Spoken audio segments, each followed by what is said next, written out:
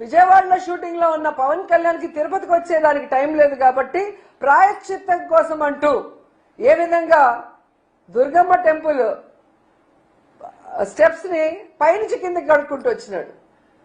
మరి చంద్రబాబు నాయుడు చెప్పిన ప్రాయశ్చిత్తం కోసం చేసిన ఆ అబద్ధపు ప్రచారానికి ప్రాయశ్చిత్తం కోసం దుర్గమ్మ టెంపుల్ మెట్లు కడిగావే, మరి ఈరోజు నువ్వు చంద్రబాబు నాయుడు చెప్పింది పచ్చి అబద్ధం.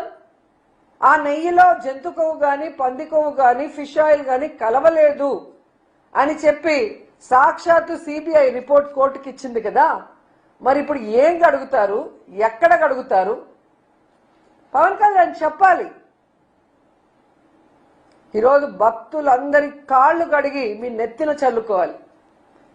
జగన్మోహన్ రెడ్డి గారి కాళ్ళు కడిగి మీరు నెత్తిన చల్లుకోవాలి. ఎందుకంటే ఇది జగన్మోహన్ రెడ్డి గారిని టార్గెట్ చేసి మీరు చేసిన నాటకం కాబట్టి.